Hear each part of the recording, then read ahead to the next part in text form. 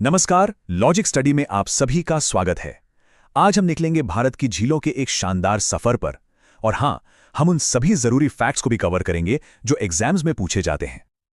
तो हमारा मकसद बिल्कुल साफ है, भारत की सबसे जरूरी झीलों को समझना, वो भी सीधे सीधे एग्जाम के पॉइंट ऑफ व्यू से, ताकि सारे जरूरी फैक्ट्स दिमाग में अच्छी तरह से बैठ जाएं।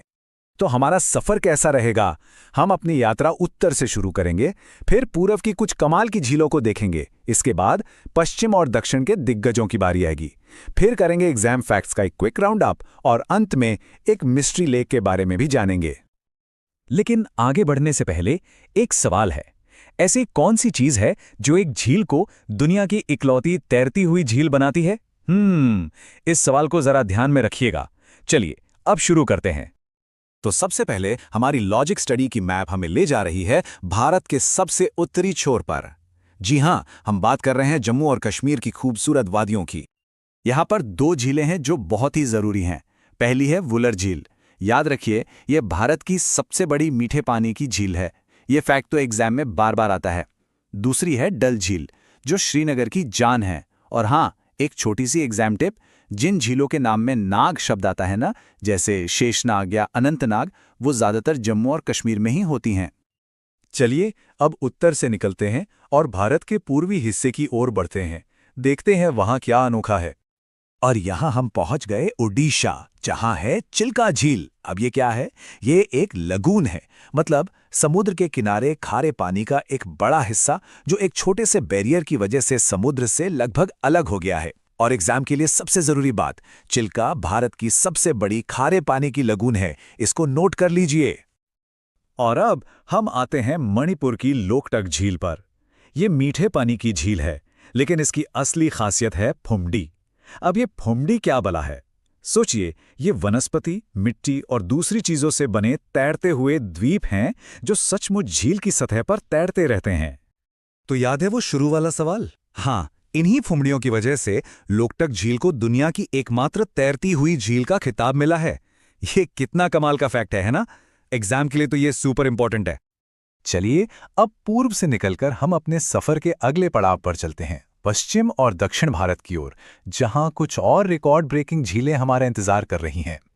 तो सबसे पहले राजस्थान की सांभर झील। ये भारत की सबसे बड़ी इनलैंड यानी अंतर्देशीय खारे पानी की झील है। ध्यान दीजिएगा, ये लगून नहीं है, ये जमीन के बीच में है। फिर हम चलते हैं सीधा केरल, जहां है वेम्बनाड झील। और इसकी खासियत क्या है?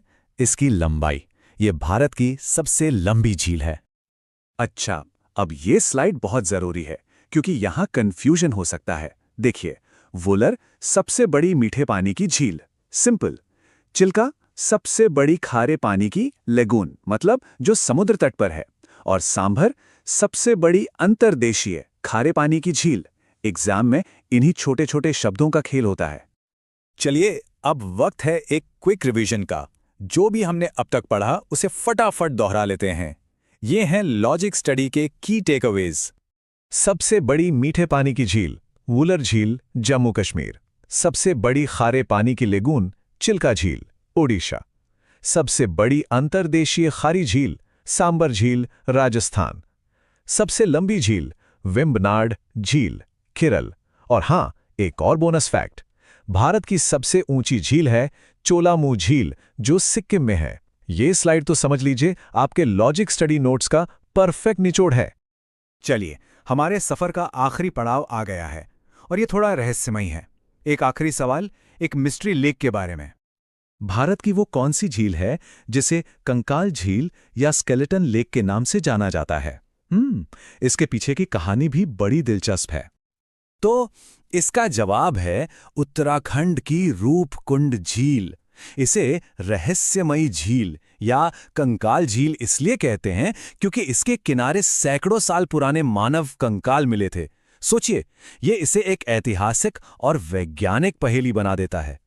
तो देखा आपने, भारत की झीलों की दुनिया कितनी गहरी और कितनी विविध है। हमारे साथ ऐसी ही जानकारी से भरी यात्रा पर चलते रहिए। और हां, ऐसे ही और एग्जाम फोकस्ड विश्लेषण के लिए लॉजिक स्टडी को सब्सक्राइब करना ना भूलें।